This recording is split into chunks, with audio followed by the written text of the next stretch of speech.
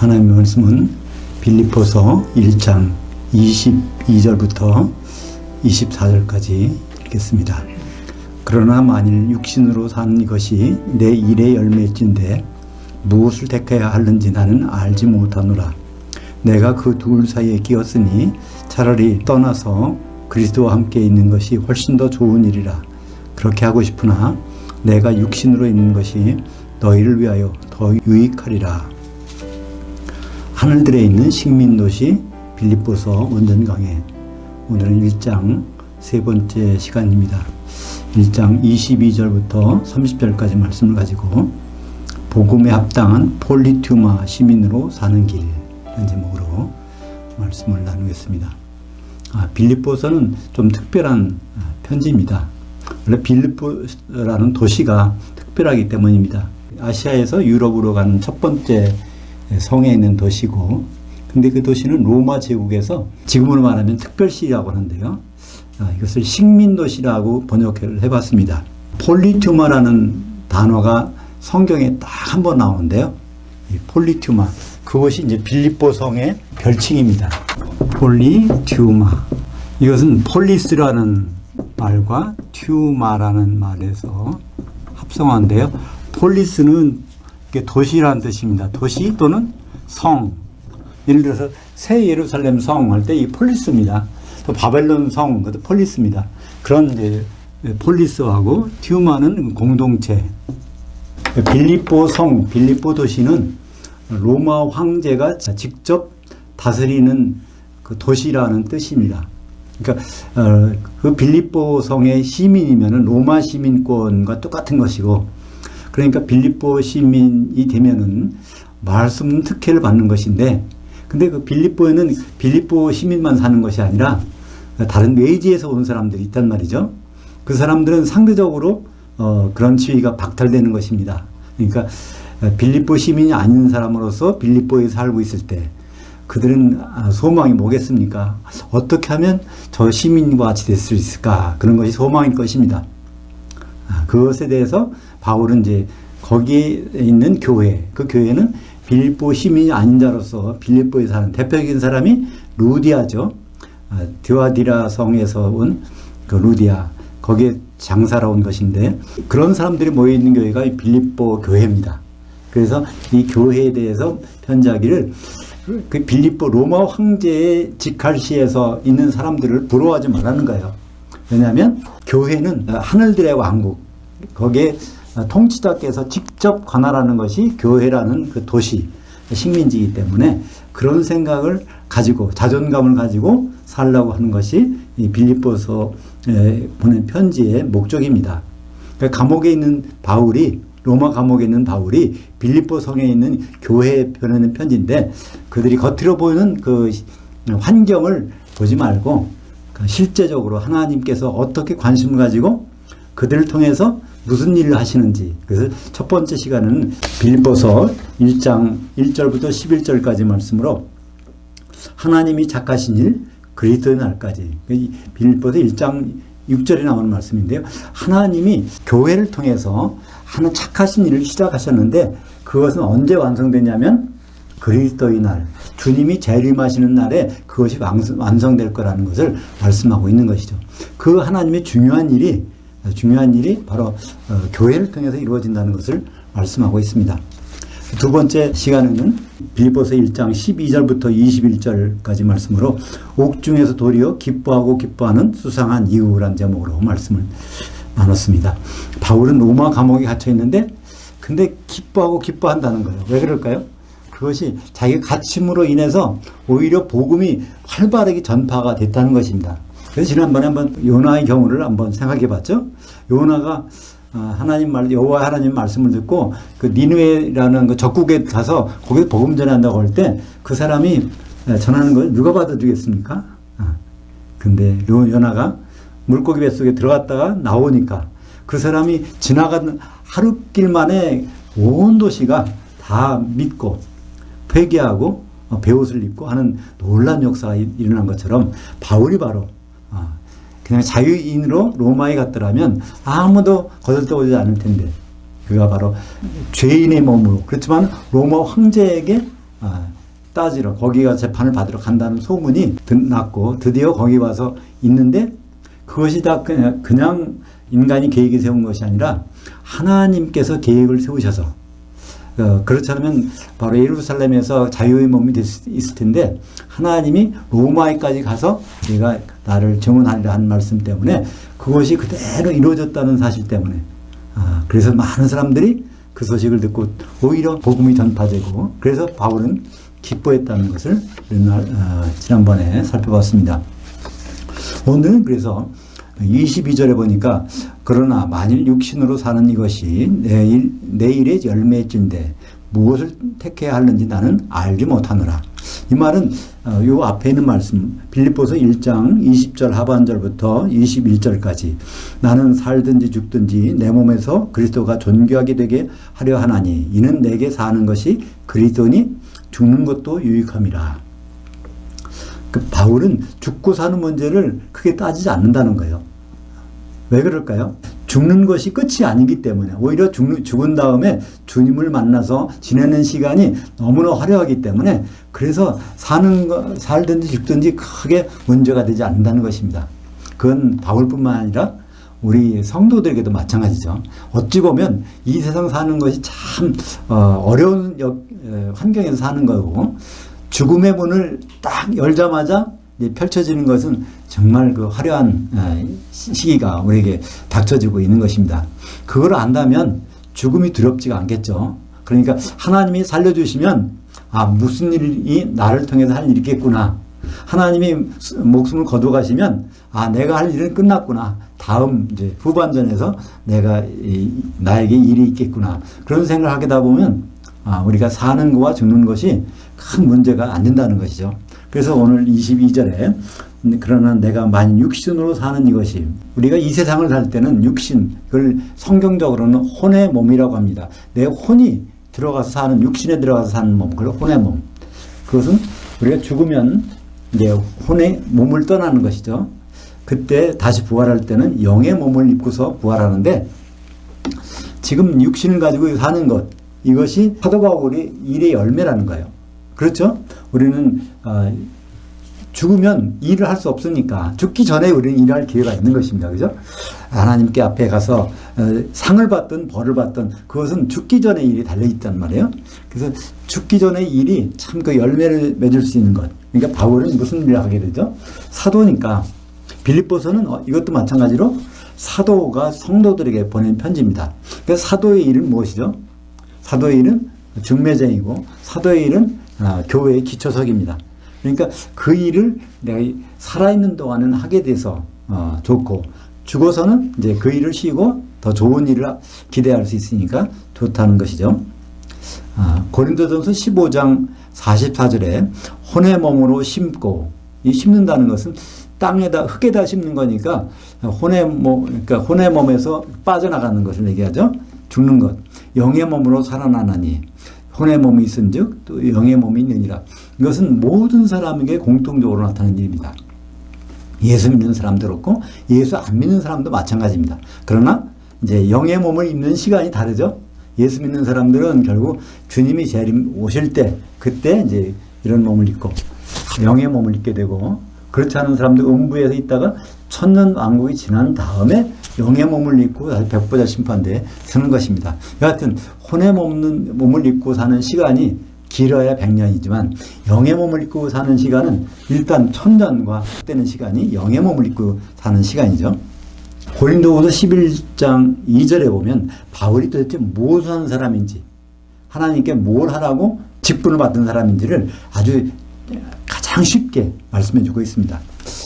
고린도후서 11장 2절에 내가 사도가 하나님의 열심으로 너희를 성도들을 위하여 열심을 내노니 내가 사도인 내가 너희를 정결한 한 처녀로 한 남편인 그리스도께 드리려고 중매했음이로다.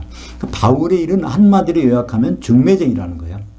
그러면 우리 성도들의 일은 뭘까요? 그러면 한 신부가 되는 게 우리의 일입니다.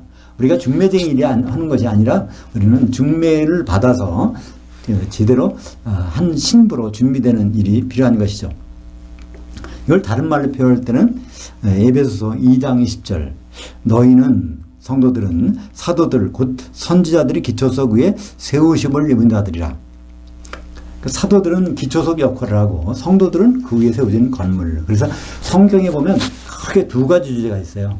하나는 혼인, 또 하나는 건축입니다. 그죠?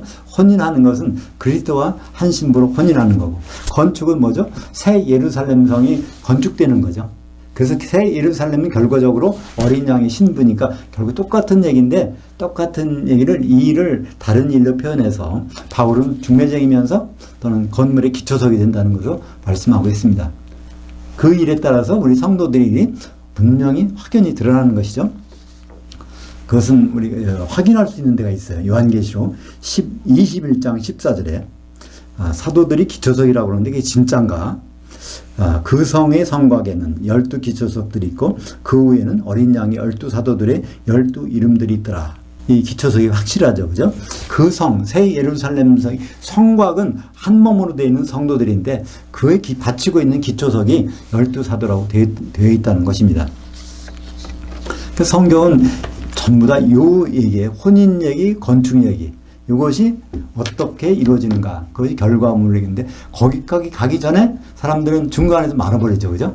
예수 믿고 구원받았다. 할렐루야, 아멘. 그래서 하나님 자녀가 된 것을 만족하고 사는 것인데 이것만 안다면 나중에 어떻게 되겠어요? 하나님 자녀로 되고 있다가 등들고 있다가 주님을 신랑을 만나서 쫓겨나는 거 아닙니까? 그러니까 많은 분들이, 예수 믿는 사람들이 결국은 그 길을 가고 있다는 거예요. 하나님이 자녀로 끝나기 때문에. 참 얼마나 안타까운 일입니까? 23절 4절을 보겠습니다.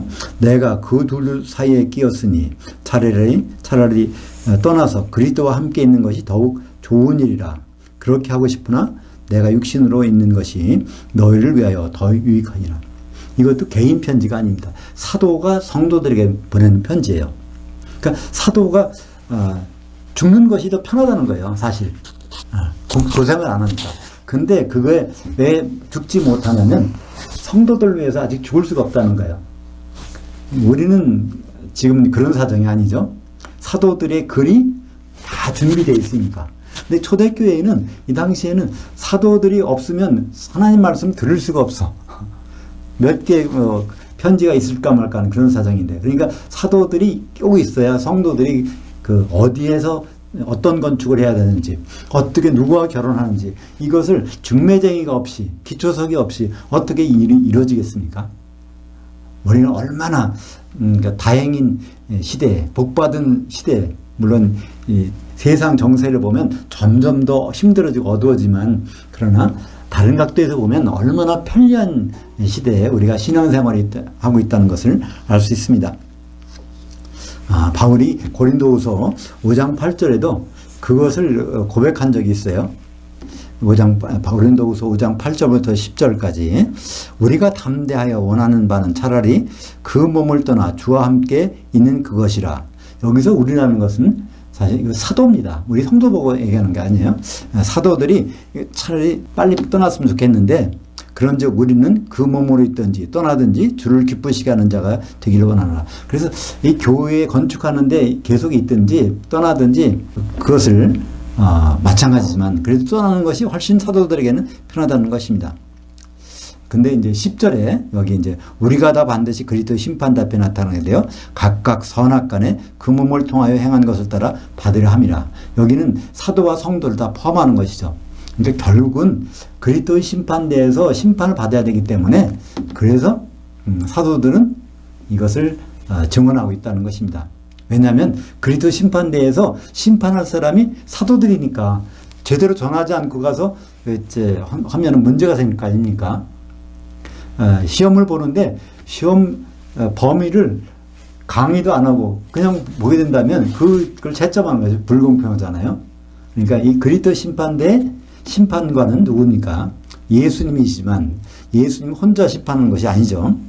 마태복음 19장 28절 예수께서 이르시되 내가 진실로 너에게 이르노니 세상이 새롭게 되어 인자가 자기 영광의 보좌에 앉을 때 나를 따르는 너희도 12보좌에 앉아 이스라엘 12지파 성도들을 심판하리라. 그러니까 사도의 입장과 성도의 입장은 같은 목적을 가지고 있지만 입장은 다릅니다. 사도들은 심판한 자고 성도들은 심판을 받는 자가 되는 것이죠. 그것이 좀 더 자세히 나타나는 부분이 어디 있죠? 마태복음 25장 31절, 32절, 33절 그리고 46절 한번 같이 읽겠습니다. 인자가 자기 영광으로 모든 천사와 함께 올 때 자기 영광의 보호자에 앉으리니, 이 그리스도 심판대죠. 모든 민족을 그 앞에 모으고 각각 구분하기를 목자가 새끼 염소들 중에서 양들을 구분하는 것 같이 하여 양들은 그 오른편에 새끼 염소들은 그 왼편에 두리라. 마지막 결론입니다. 46절. 그들은 영벌에, 의인들은 영생에. 그러니까 그들 영벌에 들어가는 것은 새끼 염소, 영생에 들어가는 것은 양들입니다. 그러니까 원래는 다 양들이었어요. 근데 시간이 지나서 그게 염소로 변하는데, 그 새끼 염소라는 것은 염소로 변한 지가 얼마 안 됐다는 거죠. 이것도 양은 원래 그러니까 오래된 양, 늙은 양이에요. 어린 양이라는 단어가 아니에요. 양은. 이거 오래된 양인데, 염소가 새끼 염소야.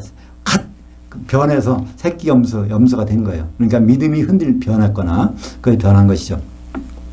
이것을 양과 새끼 염소를 구분하는 것이 이제 마태복음 25장 31절부터 46절 사이에 나옵니다. 근데 뭐로 알아보죠? 거기서 심판관인 예수님이 말합니다. 여기 있는 내 형제 중에 특히 작은 자 하나에게 한 것이 바로 내게 한 것이니라. 그래서 심판의 기준은 바로 여기 있는 내 형제, 그러니까 12사도들에게 대우를 잘하면은 그거는 바로 양이라는 거예요. 근데 그 대우를 안 했으면 그건 염소로 취급하시겠다는 것입니다. 그러니까 12사도들을 우리가 어떻게 대접할까요? 바로 신약 성경입니다. 마태복음부터 요한계시록까지. 거기에 아주 작은 부분까지도 다 정말 잘 제대로 대접하면, 예수님을 대접하듯이 제대로 대접한다면 그것을 양으로 취급하시겠다는 것입니다. 그러니까 결국 12사도들은 뭐죠? 심판관이 되는 거나 마찬가지예요. 그죠? 이거 우리가 빌립보서를 보고 있는데, 빌립보서를 원전으로 보는 빌립보서, 그래서 지난번에 다 해서 빌립보서는 4편으로 해서 동영상으로 되어 있습니다. 그래서 유튜브에 올려놨는데, 거기 이제 1장, 2장, 3장, 4장. 근데 우리가 이걸 왜 또 볼까요? 우리 다시 보는 것입니다. 빌립보서를 작은 부분까지도 거기에 있는 부분을 다 사도를 대접하는 마음으로, 그죠? 그것이 바로 예수님을 대접하는 것이니까. 그러니까 이 한 구절 한 구절을 이번에는 다 자세히 살펴서 배고픈지 뭐 목마른지 어디가 아픈지 이거 다 살펴서 대접하는 것처럼 그런 마음으로 우리가 빌립보서를 다시 보고 있는 것이죠. 25절 보겠습니다. 내가 살 것을 너희 믿음에 살 것과 너희 믿음의 진보와 기쁨을 위하여 너희 무리와 함께 구할 이것을 확실히 아노니. 여기에서 바울은 살든지 죽든지 다 괜찮다고 하는데 바울은 분명히 확신하고 있어요. 내가 살 것이 확신하다는 거예요. 내가 이번 로마 감옥에서 죽지 않는다는 것이 확신하다는 거예요.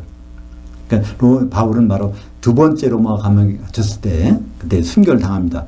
근데 첫 번째는 분명히 이걸 안다는 것이죠. 26절에 왜냐하면 내가 다시 너희와 같이 있음으로 말미암아 그리스도 예수 안에서 너희 자랑이 나로 말미암아 풍성하게 하려 하는 것이다. 첫 번째 이 빌립보의 성도들이 바울 때문에 자랑하게 한다는 거예요. 바울이. 첫 번째 무슨 이유 때문에 자랑할까요? 빌립보서 1장 19절에 그 내용이 있습니다. 이것이 너희의 간구 곧 예수 그리스도의 성령의 도우심으로 나를 구원에 이르게 하는 줄 할 줄 아는 거로. 바울은 지금 구원받는 것이 무엇을 통해서? 성도들이 기도를 해주면, 간구를 하면 자기가 감옥에서 나간다는 거예요. 왜 그렇죠? 성도들이 간구를 해주면 성령께서 움직이셔서 바울이 석방된다는 것을 지금 이렇게 표현하고 있습니다. 그래서 만약에 바울이 이렇게 해가지고 석방돼서 빌립보 교회에 가서 있다고 해보세요. 그 성도들이 얼마나 자랑스러울 건가요? 아, 우리가 그때 한 기도가 이렇게 능력이 발해서 로마 감옥에서 나와서 우리와 같이 있는 바울을 보게 될 때 그들이 얼마나 자랑스럽겠습니까? 우리 같은 별 볼 일 없는 사람도 예수 이름으로 기도하니까, 사도의 말을 듣고 기도를 하니까 이렇게 놀라운 일이 벌어지는구나. 첫 번째는 그런 자랑감이 있다는 것입니다. 성도들에게 그런 자랑을 심어주기 위해서 나는 석방대소하게 갈 텐데 바로 성도들의 기도가 필요하다. 이런 말을 하고 있는 것입니다. 또 하나는 뭐가 있을까요? 지금 우리는 성경을 읽으면서 하나님 뜻을 알아가는데 그때는 그게 없단 말입니다. 근데 바울이 가서 그들과 함께 있으면서 하나님의 말씀, 뜻을 증언하면 증언할수록 그들은 자존감이 생긴다는 거예요. 우리가 이 빌립보 이 성에 와서 그냥 이민 와가지고 시민권도 없이 이렇게 고생하고 있는데 우리는 왜 이렇게 고생해야 되나. 이런 신세한탄을 할 사람인데 바울 말을 들어보니까 우리가 특별한 시민이야. 특별한 복을 받고 있고 하나님이 일을 하기 위해서 움직이는 사람들이라는 걸 자존감을 갖게 되는 거예요. 그러니까 여기 보니까 너희 자랑 나로 말미암아 풍성하게 하려 함이라. 너희 자랑 카우케마라는 건 자존감입니다. 우리가 별 볼 일 없는 사람인 줄 알았더니 세상 사람들의 판단을 보면 우리가 별로 나은 게 없단 말입니다. 그런데 사도가 바로 지정해 주기를 너희들이 합해서 그리스도의 신부가 된다는 놀라운 일이 바로 성도들을 통해서 이루어진다는 그 일을 할 그런 생각을 갖게 되면 우리가 각자 성도 각자도 그렇지만 다른 사람을 보게해도 성도들을 볼 때 달리 보일 가능성이 있습니까?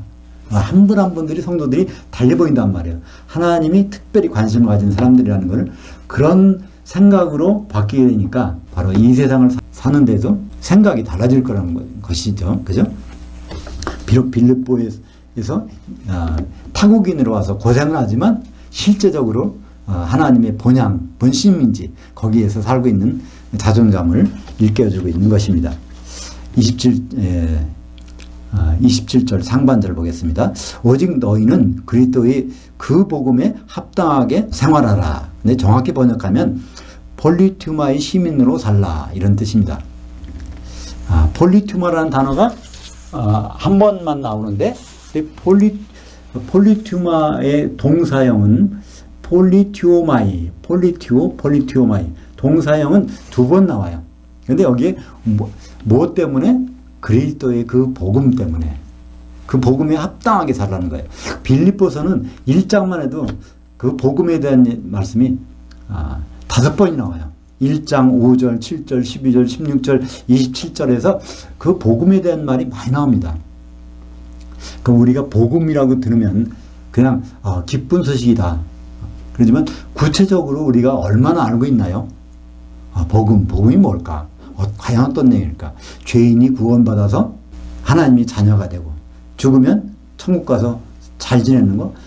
막연히 그런 생각을 갖고 있는데 그건 복음의 극히 일부분입니다. 그죠? 그 복음의 일부분을 가지고 복음에 합당하게 살 수 있나요? 복음에 합당하게 살려면 복음의 전체 내용을 알아야 거기에 합당하게 사는 것이죠. 그죠? 그래서 빌립보서 여기에 특별히 강조하는 것은 복음대로 사는 것을 빌립보 교회에다가 말씀하고 있습니다. 왜냐 하면 그것은 특별히 하나님의 식민도시, 직할도시에서 사는 사람들이 본을 보여야 다른 사람들도 그 본을 볼 수, 교회라는 그것을 알 수 있기 때문에. 그래서 여기 이 빌립보서에서만 폴리투마라는 말이 나오고요. 빌립보에서만 폴리티오만이라는 동사가 나옵니다. 왜냐하면 이건 빌립보서에서밖에는 이거를 쓸 단어가 아니에요. 그죠? 다른 도시는 폴리투마가 아니야. 황제 직할 도시가 아니기 때문에 이런 말을 편지를 해도 그것을 그들이 이해를 못한다는 것입니다. 근데 바로 빌립보 사는 사람들은 폴리투마라는 말, 폴리티오라는 동사를 아주 뼈저리게 느끼는 사람들이에요. 우리가 이 폴리투마의 시민권이 있으면 또 그 시민으로 살았으면 그런 생각을 가지는 사람들에게 이 세상의 폴리투마가 아니라 하나님의 폴리투마에 살고 있다는 그런 것. 그러니까 거기 이 빌립보의 시민으로 살 때, 하나님 폴리투마 살 때 그 어떤 삶이 복음에 합당하게 살았으면 좋겠다. 그런 얘기 바로 바울이 하고 있는 것입니다. 그러면 복음이란 것은 우리가 짧은 시간 한번 생각해 보죠. 복음이 성경에서 맨 먼저 나오는 것은 마태복음 4장 23절입니다. 예수께서 온 갈릴리에 두루 다니사 그들의 회당에서 가르치시며 천국 복음을 선포하시며 백성 중에 모든 병과 모든 약한 것을 고치시니, 여기에 복음이 성경에 처음으로 등장하는 것이 천국 복음이라고 돼 있으니까, 그러니까 복음은 예수 믿어서 죄사함 받아서 천국 가는 거구나, 이렇게 각인이 되어 있습니다. 이걸 고치기가 참 힘들어요. 근데 성경 원전에는 천국 복음이 없습니다. 천국이란 단어가 없어요. 그 왕국의 복음이라고 되어 있어요. 그럼 그 왕국이 뭘 말하는지, 천국을 말하는지 천년왕국을 말하는지 그리스도의 왕국을 말하는지 이걸 살펴봐야 되는데, 그 복음이 성경에서 맨 마지막에 기록된 복음이 요한계시록 14장 6절입니다. 또 보니 다른 천사가 공중에 날아가는데 땅에 거주하는 자들 곧 모든 민족과 종족과 방언과 백성에게 전할 영원한 복음을 가졌더라. 이 영원한 복음은 한 시대의 복음입니다. 그러니까 세상 나라가 끝나고 다음을 예수 그리스도께서 왕이 되시는 그 시대, 그 왕국의 복음이 바로 이 왕국의 복음인 것입니다. 그러니까 이 복음이 어떤 시대의 복음, 어떤 시기적으로 복음이 따로 있는 것이 아니라 복음은 한 가지예요. 하나님이 착하신 일을 행사하는 그것이 맞춰질 때 일어나는 복음. 그러니까 어린 양의 혼식이 이루어진 다음에 1000년 동안 이루어진 거기에서 들어가는 복음, 영생. 그것이 바로 그 왕국의 복음입니다. 그러니까 복음은 우리가 예수 믿으면 영혼이 잘 되고 범사가 잘 되고 강건하다, 삼박자 축복. 이거는 전혀 복음의 내용이 아닙니다. 지금 이 세상에서 맛보는 것은 그 사실은 없어요. 그러나 천년왕국에서 맛볼 그 복음의 내용을 알기 때문에 그걸 전달하는 가운데, 그것 때문에 우리 자존감이 있어서 넉넉히 세상을 이기는 것이지, 세상에서 풍요로워져서 형통해서 그것이 바로 예수 믿는 본질이 아닙니다. 여기에 폴리티오만이라는 말씀을 쓰고 있죠. 이 폴리티오라는 말, 그러니까 식민도시에서 시민권자로 사는 것, 그것이 성경에는 딱 2번 나옵니다. 사도행전 23장 1절, 그리고 빌립보서 1장 27절. 여기에 폴리티오마이. 이 마이라는 것은 헬라어에서 능동태, 수동태가 분명하지 않을 때 이렇게 쓸 수도 있고 저렇게 쓸 때 그때 그 어미를 그거를 붙여서 씁니다. 그래서 보통은 폴리티오라고 하는 것이 이제 동사인데요. 폴리스에서 공동체 생활을 한다, 그런 말입니다. 그것이 바로 사도행전 23장 1절을 바울이 공회를 주목하여 이르되 여러분 형제들아, 오늘까지 나는 범사에 선한 양심을 따라 그 하나님을 향하여 식민도시의 시민으로 살았노라. 이런 것입니다. 정확히 번역하면 그냥 섬겼노라 이렇게 이 번역인데, 섬겼노라가 아니라 하나님의 식민도시 시민으로 살았노라. 내가 이 세상에 이렇게 내가 로마 시민권자로 사는 것 같지만, 이것은 바로 사도행전 23장은요 바울이 3차 전쟁 끝나고 예루살렘에 연보 전해주러 갔잖아요. 거기 가서 붙잡혀서 지금 그때 자기 간증하는 거예요. 거기에서 내가 지금 사는 것은 하나님의 그분의 도시에, 식민 도시의 통치하에서 내가 살고 있다는 거예요. 거기에 사람들이 무슨 말인가 했을 거예요. 폴리티오마이. 바울이 황제의 식민도시, 직할도시에서 시민으로 살았대. 저 사람이 로마 시민권이 있어서 그런 얘기 하나? 이렇게 생각했을 것입니다. 근데 바울은 진짜는 로마 시민권, 로마 황제의 시민으로 사는 것이 아니라 정말 하나님의 그 하늘들의 왕국에 있는 그 시민권자로 살았다는 것을 고백하고 있는 것을 볼 수 있습니다. 그 똑같은 폴리티오마이가 오늘 빌립보서 1장 27절, 그러니까 성도들한테, 빌립보 성도들한테 그렇게 살아가는 겁니다. 하나님의 식민도시의 시민권자로 그렇게 살아라. 어떻게? 복음에 합당하게, 그러니까 복음을 받은 자로서 합당하게 그런 삶을 살라고 하는 것입니다. 거기 빌립보서 3장 20절에 보면 그 폴리티오마가 자세히 설명이 되어 있어요. 그러나 우리의 식민도시는 하늘들에 있는지라 거기로부터 구원하는 자 곧 예수 그리스도를 주 예수 그리스도를 기다리노니. 물론 우리 성경 번역은 이거와는 전혀 딴판이죠. 우리 성경 번역을 보면 무슨 말인지 모르게 돼 있어요. 우리의 시민권은 하늘에 있는지라서 시민권은 셋째 하늘에 있는데 여기서 하는 거래. 이렇게 돼 있는데 그 뜻이 아니라 우리의 식민도시, 하나님의 그 특별도시는 바로 이 하늘에 속한 것인데 여기 그러니까 교회를 얘기하는 것입니다. 우리가 이 교회 여기서 못 빼고 그분을 기다리고 있다는 것입니다. 27절 하반절을 보겠습니다. 이는 내가 너희에게 가보나 떠나 있으나 너희가 한 영으로 굳게 서서 한 혼으로 그 복음의 그 믿음을 위하여 서로 협력하는 것과 복음에 합당하게 식민도시 시민권자로 살아가야 하는 그 이유가 나온다. 첫 번째는 바울이 거기 있을 때나 없을 때나 바로 한 영, 한 혼으로, 그러니까 그리스도 안에서 한 생활을 가지는 것입니다. 한 영, 그건 우리가 영은 하나님께로서 나온 거니까 한 영이라고 할 수 있지만 혼은 사람마다 다르잖아요. 근데 이 혼은 자기 생각이죠. 그 생각이 한 가지 생각이라는 것입니다. 그건 한 가지 생각을 가지려면 머리가 하나야 돼요. 그죠? 그러니까 예수 그리스도는 교회의 머리십니다. 그러니까 예수님을 머리로 하고 있는 그 몸으로 그렇게 산다는 것은 결국 어떻게 사는 것인가요? 그 복음의 그 믿음을 위하여 그 복음, 똑같은 복음입니다. 영원한 복음, 천년왕국에서 누릴 그 복음인데 그 복음은 결국 어떻게 이루어진 것이죠? 예수님의 그 믿음, 예수님의 믿음은 결국 뭐로 표현됩니까? 히브리서 12장 2절에 바로 믿음의 창시자요 믿음의 종결자이신 예수를 바라보자. 그러니까 예수님은 믿음의 시작이고 마지막이라는 거야. 그분이 믿음을 어떻게 표현했죠? 바로 십자가 너머에 있는 그 기쁨, 여자 주인공입니다. 카라를 보고 십자가를 지신 거죠. 그죠? 그러니까 아내를 바라보는 그 믿음을 가졌다는 것이다. 예수님의 믿음은 그 아내를 바라보는 믿음이에요. 십자가에서 피를 흘리면 그 예수님의 아내가 탄생된다는 걸 그걸 바라봤다는 거예요. 그 믿음을 우리 성도들도 가져야 된다는 것이죠. 그런 믿음이 있다면 바로 서로 협력하는 것 이렇게 번역했는데 이 단어는 쉰 아틀레오라고 해서 영어에 아틀레틱스를 하면은 이게 바로 이제 운동 경기, 육상 경기, 아틀레틱스, 스페인의 마드리드에 유명한 축구팀, 프로축구팀 두 개가 있어요. 하나는 레알 마드리드, 또 하나는 아틀레티코 마드리드. 이제 거기에 그 아틀레티코라는 게 있습니다. 그 아틀레티코가 그 운동 경기라는 뜻이에요. 운동하는 거. 바로 운동 경기 하는 사람처럼 그렇게 팀워크를 유지해서 했으면 좋겠다는 거예요.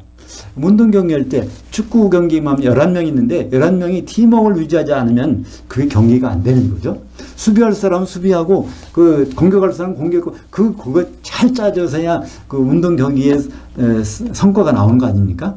그래서 우리 성도들이 자기 맡은 역할 지체마다 그것을 잘 협력해 갖고 우리가 그 일을 이뤄갔으면 그런 바울이 있을 때나 그것이 없을 때나 그 복음이란 목적동에서 성도들이 잘 이렇게 협력했으면 좋겠다. 또 한 가지는 뭘까요?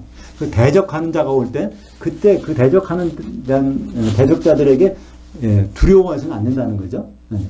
다음 부분이 이제 그 말씀이 나옵니다. 그러니까 우리가 협력하는 부분은 데살로니가전서 5장 23절 평강의 하나님이 친히 너희를 온전히 거룩하게 하시고 또 너희의 온 영과 혼과 몸이 단수입니다.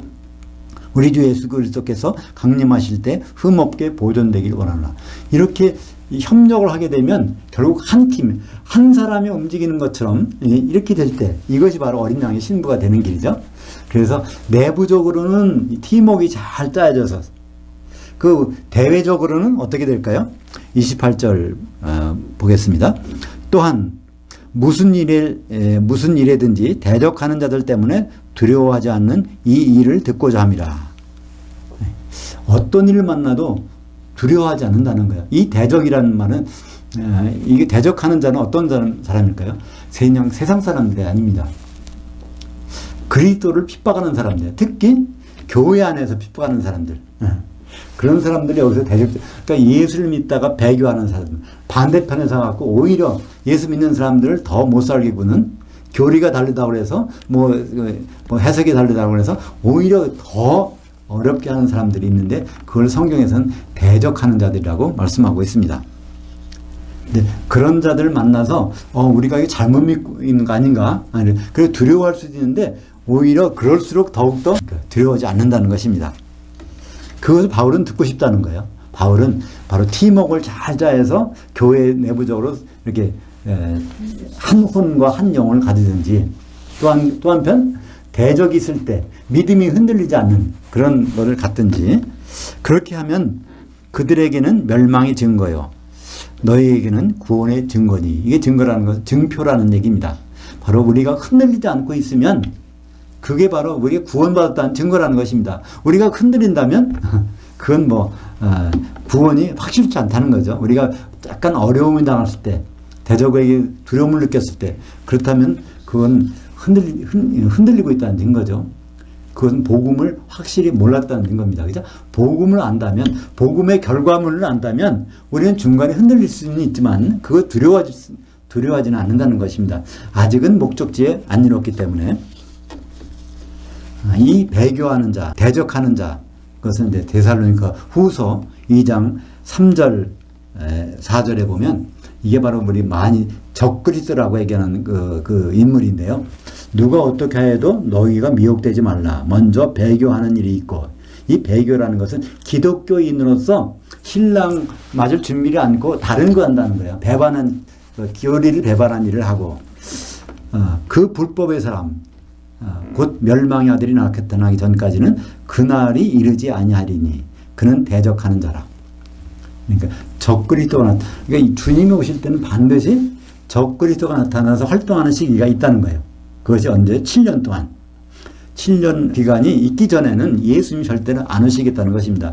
그 전에 오신다고 뭐라고 하면은 이건 미혹하는 사람의 말이라는 것이죠. 마태복음 10장 28절.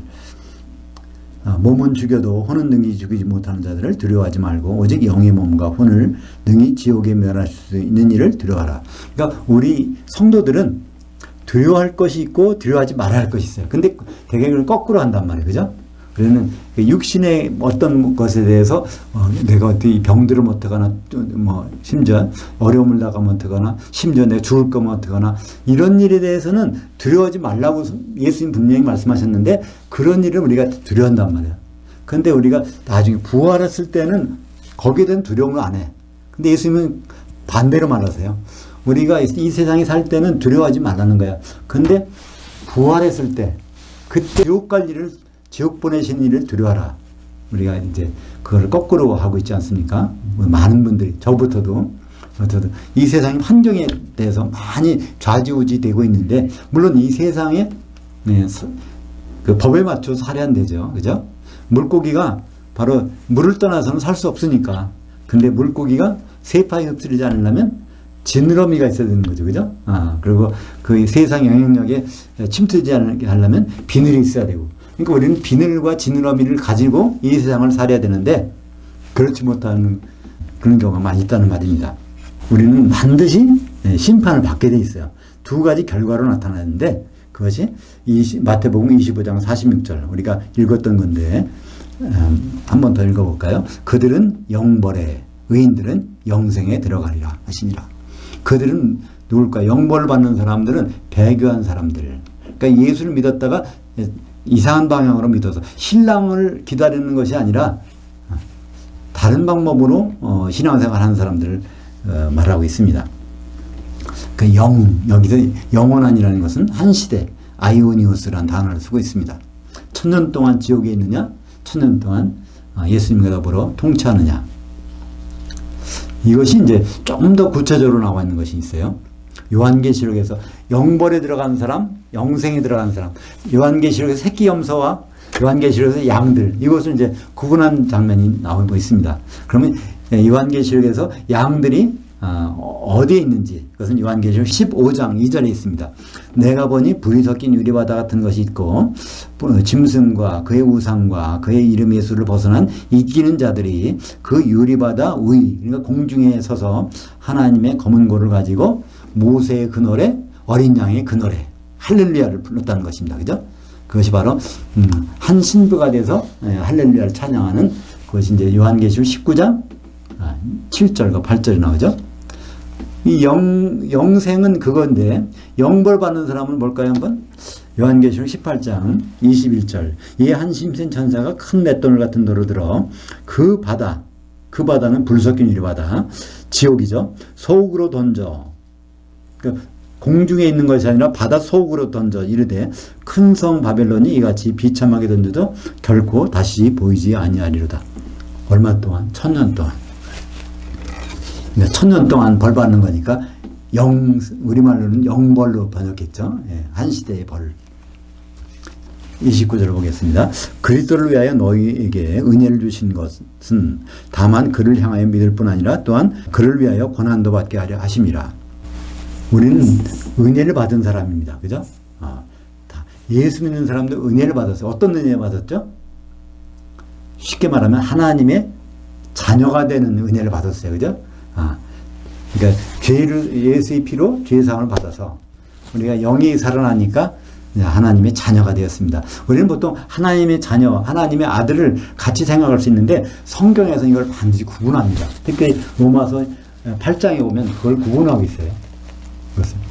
하나님의 자녀, 하나님의 아들 어떻게 차이가 날까요? 자녀, 아들. 이 자녀라는 단어는 테크논이라고, 아들은 피오스. 이 테크논이라는 단어는 이게 틱터라 그래서 싹이 튼다. 싹 튼. 여기서 온 단어입니다. 그러니까 씨가 죽은 줄 알았는데 거기서 싹이 텄다는 거예요. 그게 뭐죠? 영이 살아났다, 거듭났다는 뜻입니다. 그러니까 영이 살아난 것을 그거를 테크논이라고 그러는데 테크논은 중성입니다. 그러니까 하나님의 자녀죠. 하나님의 자녀가 되어버린 거예요. 어떻게 될까요?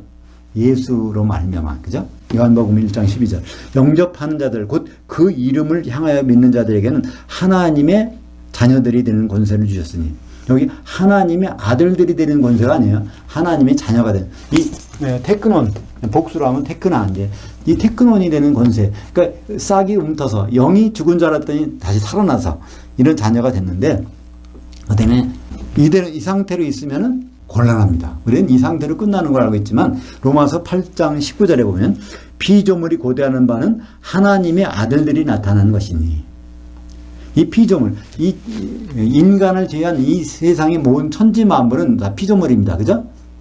피조물이 학수고대하고 있다는 거예요. 뭐를? 하나님의 아들들이 빨리 좀 나타났으면. 그러니까 하나님의 아들들이 나타났다는 얘기는 지금 하나님의 아들들이 없다는 얘기죠. 그죠? 그게 나타나야 되니까. 그러니까 하나님의 아들 단순히 있지만 하나님의 아들들 복수는 없어. 예수님이 하나님의 아들을 오셨지만 그래서 그분 죽고 부활하셔서 맏아들이 되셨어요. 그분만 맏아들이지 아들들이 아직 없단 말이에요. 왜냐하면 아들들이 완성이 될 때는 언제 완성되죠? 요한계시록 21장 7절에 바로 이기는 자는 이것을 상속으로 받으려니와 나는 그는 내 아들이 되리라. 그러니까 그때 가서 자녀에서 아들로 신분 상승을 해준다는 것입니다. 그러니까 아들이 되는 것은 언제부터 될까요? 우리가 이 몸을 갖고 있는 동안은 절대 안 돼. 자녀로 끝나는 거예요. 아들이 되려면 영의 몸을 입어야 돼요. 예수님도 맏아들이 되신 것은 영의 몸으로 맏아들이 되셨으니까. 그죠? 육신의 몸으로는 외아들밖에 안 됐어요. 영의 몸으로 부활하시면서 영의 몸을 입고 이제 맏아들이 됐으니까 우리도 그와 똑같은 형제가 되려면 우리도 그때 가서 그죠? 하나님의 아들. 그러니까 피오스라는 것은 바로 상속자, 그러니까 성이 되어서 그 일을 물려받는 사람의 정도까지 가야 된다는 것이죠. 요한계시록 21장 7절에 거기 있네요. 이기는 자는 이것들을 상속으로 받으리라. 나는 그의 하나님이 되고 그는 내 아들, 하나님의 아들이 되리라. 그러니까 우리는 하나님이 아들 될 수 있는 포텐셜을 가지고 있는 거예요. 그죠? 그래서 이것이 이루어지는 것은 그때 가서 인정을 받는 거죠. 그때 확실히. 이기는 자, 요한계시록 22장 26절. 이기는 자는 끝까지 내 일들을 지켜보는 자. 예수님의 일을 지켜보는 것이 우리는 흥미롭잖아요. 예수님이 어쩌지 원래 하나님이셨는데 그분이 인간이 되셔서 죽으시고 부활하셔서 영의 몸을 입으셔서 이제 셋째 하늘에 계셔. 지금은 우리를 위해서 간구하시죠? 그러다가 그분이 또 온단 말이에요. 신랑으로. 근데 어떤 신랑이죠? 어린 양의 모습으로 오는 거예요. 왜 어린 양일까요? 6월절 날 십자가에서 죽임을 당하신 어린 양이니까. 그 피로 우리를 사셨으니까. 그래서 어린 양으로 오셔서 그 피로 만들어진 신부를 맞이해서 혼인하는 것입니다. 아들들의 신분이 어디서 필요한가요? 마태복음 9장 15절입니다. 예수께서 그들에게 이르시되 신부실 아들들이 신랑과 함께 있을 동안에 슬퍼할 수 있느냐? 그러나 신랑을 빼앗길 날이 이르리니 그때는 금식할 것이나. 여기 신부실의 자녀들을, 아이들이란 말이 아니에요. 그죠? 신부실에 있는 하나님의 아들들이 거기에서, 그렇지만 그때도 쫓겨날 때가 있다. 끝까지 그 일을 지켜보고 기름을 준비해 있어야 되는데 그렇지 못한 사람은 바로 거기서 쫓겨나는 일이 있다는 것입니다. 그러면 29절에 그리스도를 위하여 너희에게 은혜를 주신 것은 그를 향하여 믿을 뿐 아니라 그를 위하여 고난도 받아야 된다는 거예요. 그러니까 하나님의 자녀가 하나님의 아들이 되기 위해서는 고난이 수반된다는 것입니다. 우리는 그 예수 믿으면 이걸 끝나면 좋겠는데 고난이라는 생각을 들으면 기분이 좀 우울해지잖아요. 그죠? 근데 이 고난이라는 생각이 무슨 의미인지를 안다면 그것이 더 어차피, 그러니까 우리가 많은 숙제를 가지고 있다 그래요. 근데 숙제를 어차피 할 거, 그걸 숙제를 다 해놓고 나면 기분이 어떻습니까? 가벼운 것처럼 우리도 어차피 이 고난을 당해야 된다면 우리를 고난을 당하는 것이 편하겠죠. 그러면 이 그리스도의 고난이 무슨 의미일까요? 바울은 얘기합니다. 이 그리스도의 고난이 골로새서 1장 24절 나는 이제 너희를 위하여 받는 괴로움을 기뻐하고 그리스도의 남은 고난을 그의 몸된 교회를 위하여 내 육체에 채우노라. 바울도 그리스도의 고난이 있었어요. 그죠? 그러니까 그리스도의 고난이라는 얘기는 그리스도께서 남겨주신 고난이에요. 그죠? 그리스도께서 일거리를 주셨단 말이에요. 바울은 그걸 깨달았어. 그래서 교회를 위해서 무슨 일을 할까요? 기초석이 되는 일. 그러니까 증매쟁이 되는 일을 그리스도의 고난이라고 말씀하고 있습니다. 그러면 성도들의 고난은 뭘까요? 증매쟁이와 똑같은 일이 아니죠. 우리는 한 몸을 이루어서 한 신부가, 여러 성도가 결혼할 수는 없으니까 한 몸이 돼서 그분과 결혼하는 것. 그죠? 이것이 우리에게 남은 고난입니다. 그냥 하나님이 자녀를 만족한다면 그리스도의 고난을 받기 싫다는 거예요. 그죠? 그러나 우리가 한 몸 되기 위해서 서로 사랑하고 서로 위로하고 이런 과정 속에서 나오는 것이 바로 한 몸 된 그런 일인 것이죠. 그것이 바로 하나님이 처음부터 계획하신 일이죠. 창세기 2장 24절에 이러므로 남자가 부모를 떠나 그의 아내와 합하여 둘이 한 몸을 이룰지로다. 이것이 하나님의 선하신 일인데 바로 한 몸이 돼야 되는, 그러니까 이 한 신부가 돼서 한 몸이 돼야 되는 것, 한 신부가 돼서 결혼해야 되는데 거기에 성도들의 일을 우리가 깨닫게 됩니다. 성도들이 받아야 될 그리스도의 고난은 바로 이거 하나 되는 것이구나. 성령으로 하나 되는 것이구나. 그걸 알 수 있습니다. 그래서 여기에 바울도 이 싸움을 싸운다고 그러는데 싸움. 바울이 과연 어떤 싸움을 싸웠나 볼까요? 디모데후서 4장 7절 나는 선한 싸움을 싸우고 나의 달려갈 길을 마치고 믿음을 지켰으니. 그러니까 바울은 결국 뭐예요? 선한 싸움, 달려갈 길, 중매쟁이 역할, 그 다음에 기초석을 놓는 일. 이건 바울이 이걸 다 했다는 거예요. 그러니까 앞으로 예비된 면류관을 예비하신 면류관을 내가 바라보고 간다는 거예요. 그럼 우리도 마찬가지 아니겠습니까? 근데 우리는 바울의 일과는 다르죠. 중매쟁이 일 우리 일이 아닙니다. 기초석은 우리 일이 아니에요. 중매된 신부로 우리가 한 몸이 되는 것. 그리고 그 기초석 위에 세워진 건물이 되는 것. 그러니까 건물이 되기 위해서 우리 뭐가 필요한가요? 다른 성도들, 흠이 없는 성도들, 나부터도 흠이 없어야 되고 그런 성도들끼리 서로 한 몸이 되는 그런 일이 어렵지만, 그런 일이 힘들지만 그것을 그리스도의 고난으로 우리가 감당해야 된다는 것입니다. 에베소서 4장 3절 평안에 매는 줄로 성령이 하나 되게 하신 것을 너희는 힘써 지키라. 여기에서 너희 성도들은 이런 일을 하라는 것입니다. 이 힘써 지키라, 힘쓴다는 말이 스푸다조의 현재 분사를 썼어요. 스푸다죠. 거기서 나온 영어 단어가 스피드입니다.